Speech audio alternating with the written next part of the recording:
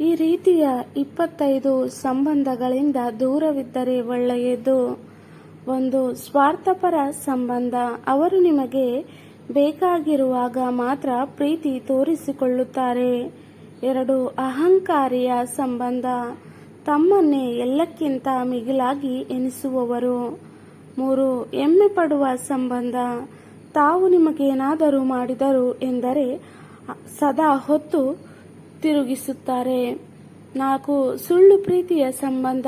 ಅವರು ಮಾತು ಪ್ರೀತಿ ತುಂಬಿರುವುದು, ಆದರೆ ನಡೆ ತದ್ವಿರುದ್ಧ. 5. ಪ್ರತಿದಿನ ತೀವ್ರ ಗದರಿಕೆಯ ಸಂಬಂಧ. ನೀವು ಸದಾ ಅಂಜುತ್ತಲೇ ಇರಬೇಕು. 6. ಹಂಗಿನ ಸಂಬಂಧ. ನೀವು ಒದಗಿಸಿದ ನೆರವಿಗೆ ಮಾತ್ರ ಆಸ್ತಿಯಾಗುವವರು. 7. ಹೆಮ್ಮೆಯಿಲ್ಲದ ಸಂಬಂಧ. ನಿಮ್ಮ ಹವ್ಯಾಸ, ಗುರಿ, ಸಾಧನೆಗೆ ಬೆಲೆ ಕೊಡುವುದಿಲ್ಲ. 8.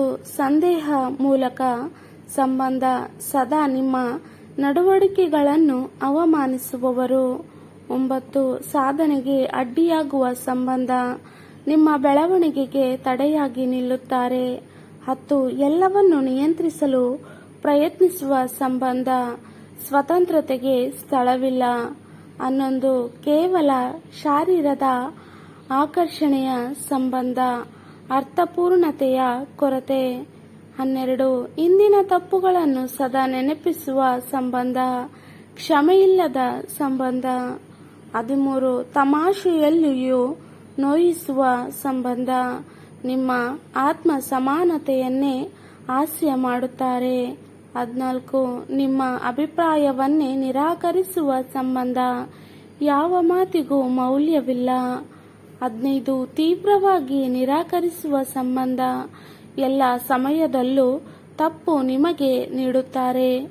16. ಹಿಂಸೆ ಅಥವಾ ಧ್ವಂಸಕಾರಿ ಸಂಬಂಧ.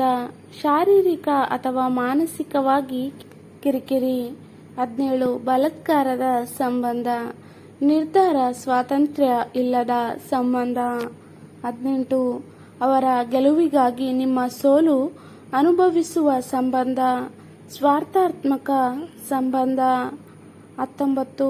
ಇನ್ನೊಬ್ಬರ ಮುಂದೆ ನಿಮ್ಮನ್ನು ಕಡಿಮೆ ಮಾಡಿಸುವ ಸಂಬಂಧ. 20. ತೀರಾ ಏಕಪಕ್ಷೀಯ ಸಂಬಂಧ. ಒಂದು ದಿಕ್ಕಿನಲ್ಲಿ ಮಾತ್ರ ನಡವಾಗುತ್ತದೆ. 21. ತಕ್ಷಣವೇ ಸಹಾಯ ಕೇಳುವವರು, ಆದರೆ ಬೇಕಾದಾಗ ಕಾಣೆಯಾಗುವವರು. 22. ನಿಮ್ಮ ನಂಬಿಕೆಯನ್ನು ದುರ್ಬಳಕೆ ಮಾಡುವ ಸಂಬಂಧ. 23. ತಾಯಿಗೆ, ತಂದೆಗೆ, ಗೆಳೆಯರಿಗೆ ಅವಮಾನಿಸುವ ಸಂಬಂಧ. 24. ಸಾಮಾನ್ಯ ಮೌಲ್ಯಗಳು ಇಲ್ಲದ ಸಂಬಂಧ. ನಿಮ್ಮ ಧರ್ಮ, ನಂಬಿಕೆ, ಆದರ್ಶಗಳಿಗೆ ಸ್ಪಷ್ಟ ವಿರೋಧ. 25. ಹೃದಯ ಮುರಿಯುವ ಸಂಬಂಧ. ಮರುಮಾತು ಕೇಳದೆ ಹೋಗುವವರು. ಸಂಬಂಧಗಳು ಬದುಕಿನ ತಳಹದಿಯಾಗಿವೆ, ಆದರೆ ಸಕ್ಕರೆಯಂತೆ ಕಾಣುವ ವಿಷವಿರುವಷ್ಟು ಅಪಾಯಕರ ಇನ್ನಿಲ್ಲ. ಯಾರು ನಿಮ್ಮ ಮಾನಸಿಕ ಶಾಂತಿ, ಆತ್ಮವಿಶ್ವಾಸ ಮತ್ತು ಆತ್ಮಗೌರವವನ್ನು ಕೀಳಾಗಿ ನೋಡುತ್ತಾರೆ, ಅಂಥವರಿಂದ ದೂರವಿರುವುದೇ ನಿಮ್ಮ ಸ್ವಸ್ಥತೆಗಾಗಿ ಅವಶ್ಯಕ.